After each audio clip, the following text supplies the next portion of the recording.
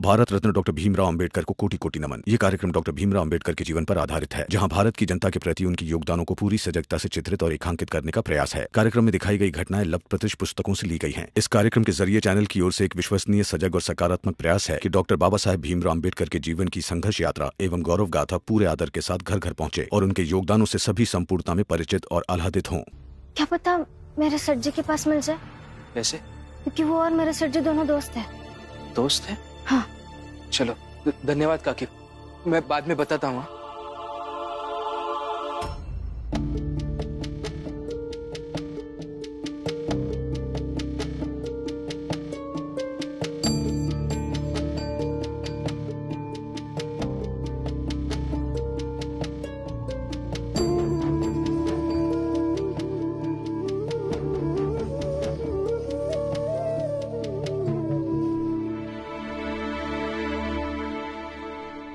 बुआ, मैं क्या सोच रही थी कि एक बार कोकण जाके उन्हें देख के आऊँ क्या, और जो थोड़े बहुत पैसे जमा हुए हैं वो भी दे दूंगी। उनकी दवाई खत्म हो गई होगी। ठीक है, चली जा, संभाल कर जाना। और मैं तो कहती हूँ कि आनंद से कहना तबीयत ठीक होने के बाद भी वही रह जाए, कोई काम धंधा ढूंढ ले, और तुम भी वही रह जाना। यहाँ तो चाल हाथ से निकल गई है और उसे पाने की कोशिश में एक आदमी भी मर चुका है। पता नहीं अब फिर से चाल मिलेगी या जितने लोग बचे हैं वो सब मर जाएंगे। आई, चाल वापस जरूर आएगी, पर वो भी यही आएंगे, यही आके काम करेंगे। जीजा भाई, लगता है कि तू अपनी जिंदगी से कुछ ज्यादा ही प्यार करने लगी है। थोड़ा कम कर। अगर लड़ते लड़ते मर भी गई ना तो ठीक है ना, और लड़ते लड़ते मरेगी तो तुझे इतना तो सुकून मिलेगा कि तूने कुछ तो अच्छा किया। हमसे छोटी उम्र के ये भीम और रमा लड़ रहे हैं ना, डरते हैं क्या मरने से? तू क्यों इतना डर रही है? मैं नहीं मर रही हूँ और ना ही डर रही हूँ, लेकिन जो मरा है ना वो चाल का ही आदमी था। पता नहीं अब अगली बारी किसकी है और किसकी जान जाएगी। कितने साल हो गए दीदी हमें उस चाल में रहकर, शायद अब भूल गई है कि भुवन से पहले कितने लोग मर चुके हैं वहां। मैं कहती हूँ तो सब सुनाने लग जाते हैं मुझे। ठीक है, बैठ के तमाशा देखते हैं।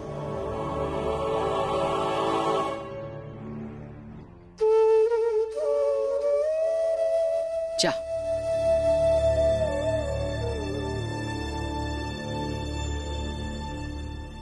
सेठ जी, ये चिट्ठी उसी आदमी ने लिखी है जिसने हमारे चाल के भुवन काका को मारा है। और हमें संदेह है कि साहब ही कातिल है, और साहब आपके दोस्त भी है, तो उनके हाथ के लिखी हुई कोई ना कोई चीज आपके पास होगी।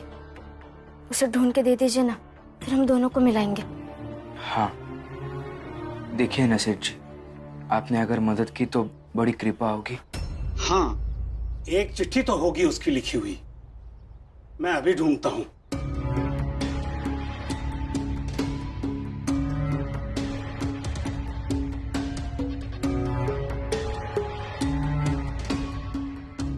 इंसाफ की लड़ाई में आप दोनों का साथ तो दे ही सकता हूं मैं।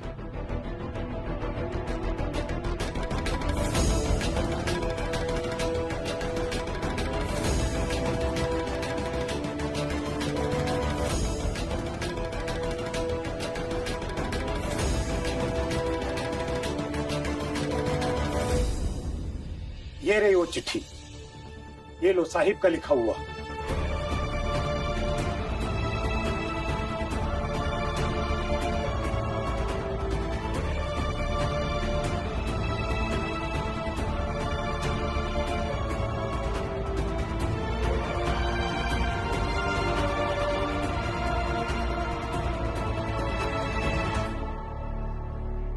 ये हैंडराइटिंग तो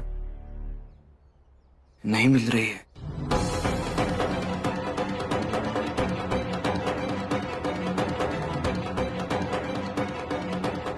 मतलब साहिब भी कातिल नहीं? पता नहीं, लेकिन इससे ये तो साबित हो ही जाता है कि ये चिट्ठी साहिब ने नहीं लिखी है। रमा, एक काम कर सकते हैं, ये चिट्ठी मुझे दे दो। मैं अपने स्रोत से किसी न किसी तरह से पता लगा लूंगा कि ये हैंडराइटिंग किसकी है।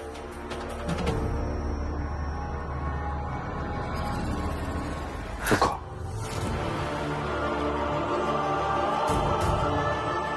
क्या हुआ?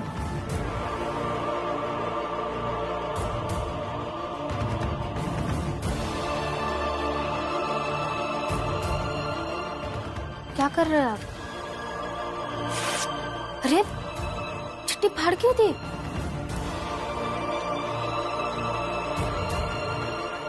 सेठ जी, ये आप रख लीजिए। इसकी मदद से आप ढूंढिए और इसकी मदद से हम दोनों ढूंढेंगे कि ये हैंडराइटिंग किसकी है। रमा, तुम काम करो, मैं चलता हूं।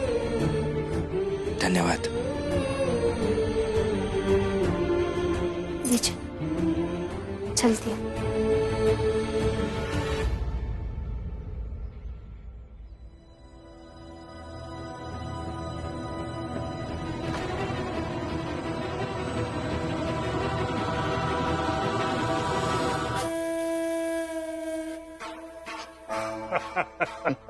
आखिरकार पुराने दोस्त काम आ ही गए, वरना अगर कहीं मेरी लिखावट का सही कागज दे दिया होता तो उस भीम को सबूत मिल जाता कि हत्यारा मैं ही हूं। बुल्ला सेठ धंधे वाला हूँ, सब लोगों को साथ लेके चलना होता है। इसीलिए बाहर छोटी जात को बड़ी जात के बराबर कहता हूँ। अंदर से मेरी रगों में भी बड़ी जात का खून बह रहा है। बड़ी जात का होकर के अपनी ही जात की बलि इन छोटी जात वालों के लिए कैसे दे सकता हूं? बस अफसोस इस बात का है कि उस भीमराव के कारण वो पूरी चिट्ठी हाथ नहीं आई। क्या ही कर लेगा वो मेरा उस आधी चिट्ठी से।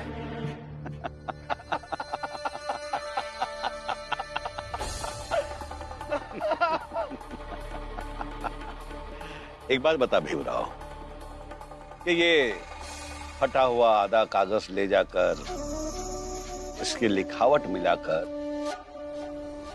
क्या कर लेगा तू? प्रचंड देव जी, कुछ नहीं कर पाएगा ये। गया था ना आपके घर हैंडराइटिंग मिलवाने। क्या हुआ भीमराव, बोलो। भीमराव, तू एक काम कर, तू ये फटा हुआ कागज लेकर घर घर जा और जाकर सबकी लिखावट मिला। लेकिन याद रखना, तुझे न्याय नहीं मिलेगा।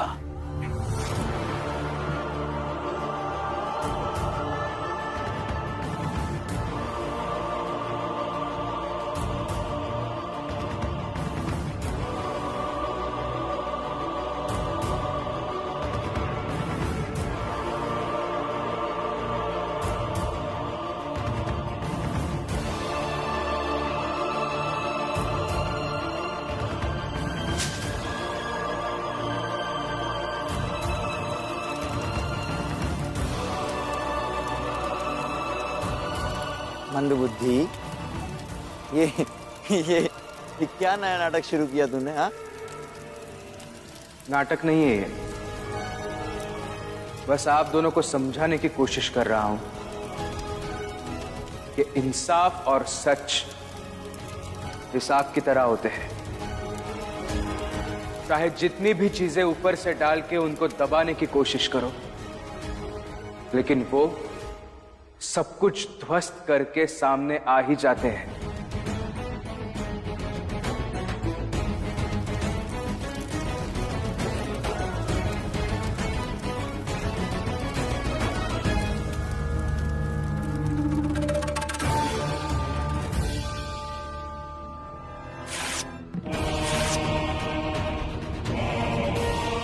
भीमराव, तुम चाहे जितना भी उछलते रहो, लेकिन मुझ तक कभी नहीं पहुंच पाओगे। लेकिन जितना रमा ने मुझे भीमराव के बारे में बताया है, उससे मैं कह सकता हूं भीमराव उस आधी चिट्ठी के सहारे भी आप तक पहुंच सकता है। मैं उससे पहले ही उसके सारे पंख उतर डालूंगा।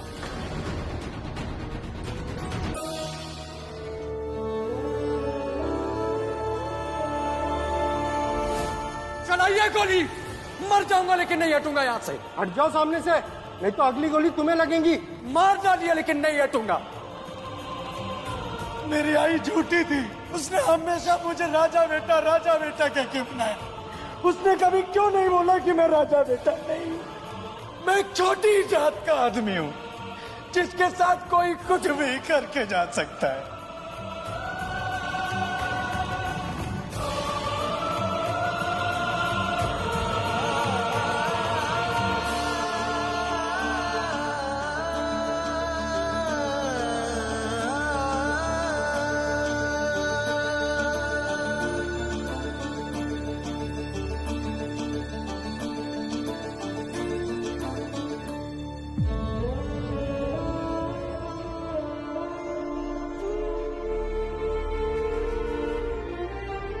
राम जी,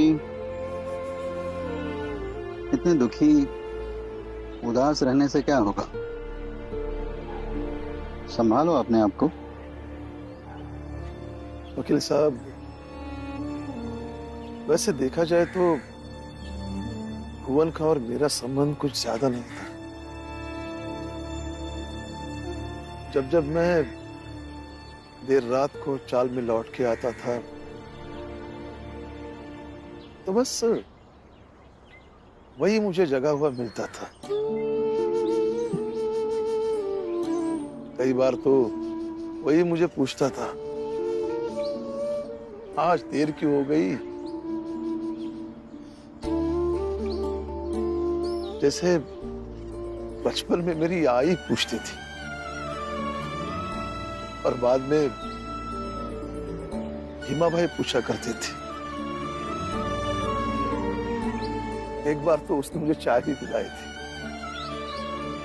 तो एक बार कहा था,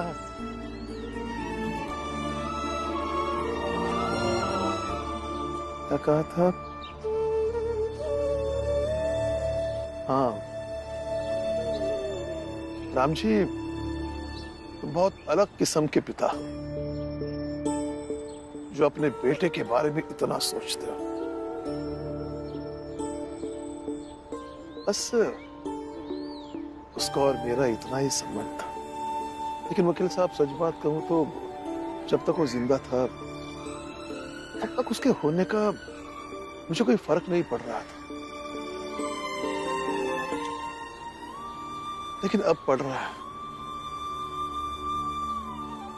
यही तो इंसानियत है, मानवता है। मैं समझ सकता हूँ राम जी, पर संभालो अपने आप को। कैसे संभालो वकील साहब? भुवन के कातिल अब तक जिंदा है। पता नहीं उन्हें कब सजा होगी। लेकिन सर, सब कुछ जानते हुए भी कि भुवन काका को नरोत्तम जोशी, प्रचंड देव और साहेब ने मिलकर मारा है, ना हम कुछ कर पा रहे हैं और ना ही कानून कुछ कर रहा है।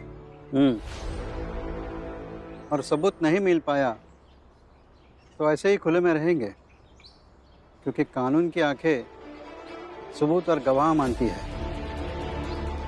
मतलब सर, मतलब पीड़ित की बातों का उसके विश्वास का कोई तात्पर्य नहीं है? है ना, है तात्पर्य, लेकिन उस सामाजिक व्यवस्था में जहां हर कोई तुम्हारी तरह हो, तुम्हारे बाबा की तरह हो, जो न्याय के लिए हमेशा सच बोलने की हिम्मत रखे। बात साफ है भीमराव, सबूत नहीं मिलेगा तो सजा नहीं मिलेगी। फिर ठीक है सर, मैं ढूंढ ढूंढ के लाऊंगा सबूत, लेकिन भुवन काका के कातिल को कड़ी से कड़ी सजा दिलवा के रहूंगा।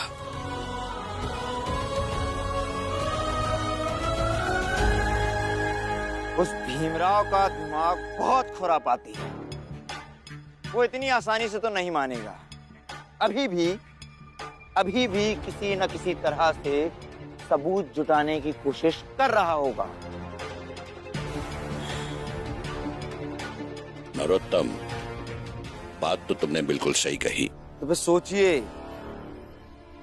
कि उस भीमराव को सबूत जुटाने से कैसे रोका जाए। अरे तो उसकी पत्नी रमा को ही उठा लेते हैं ना, फिर तो उससे आधी चिट्ठी आसानी से समुद्र में फिकवा सकते। लालसी, आप भीमराव को समझे नहीं। वो सच्चाई का पुतला है। जब न्याय और पत्नी की बात आएगी ना, तो शायद वो न्याय को ही चुनेगा। समझे आप? बिल्कुल सही कहा प्रचंड देव जी आपने। वो ऐसा ही है।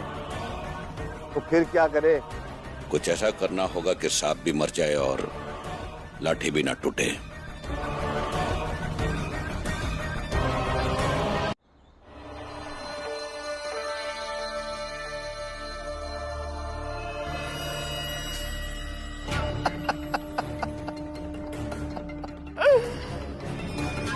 जहाँ चाह वहाँ रहा। मतलब? उस बच्चे को देखिए,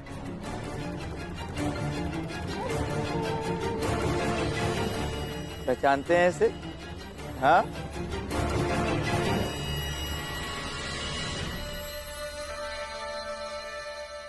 आई कुछ तो खाने को दो, बहुत भूख लगी है।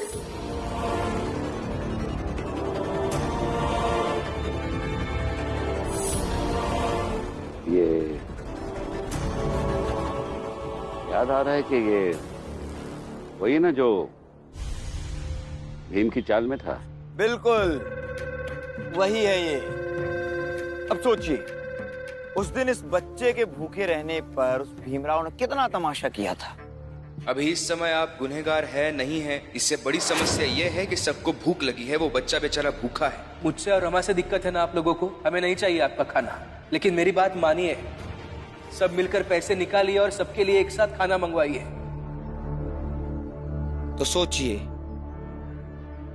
अगर हम इस बच्चे को कुछ कर दें तो उस भीमराव को सबूत मिटाना ही होगा। क्या कहते हैं? बात तो बिल्कुल सही कही नरोत्तम।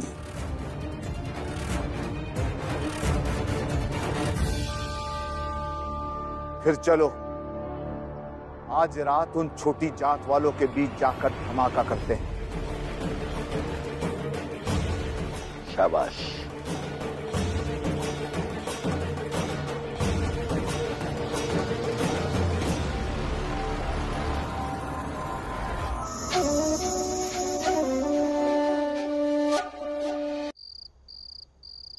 मेरा बच्चा दीपक अभी तक घर नहीं आया। मैंने उसे बाजार भेजा था पैसे, लेकिन अभी तक घर नहीं आया। माँ से रो मत, वो बच्चा है, फिर खेल में लग गवा होगा। हाँ, आ जाएगा, चिंता मत करो। हाँ, क्यों ना चिंता करो, मेरा मन घबरा रहा है।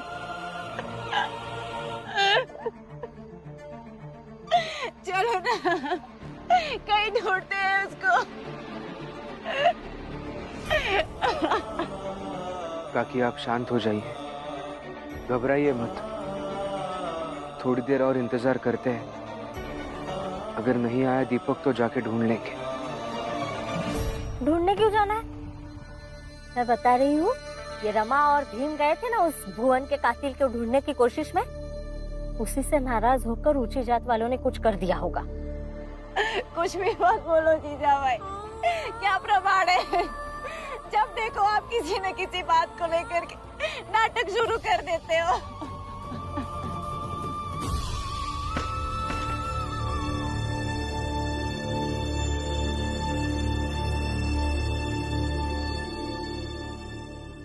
ये क्या है? भीम, देख तो सही।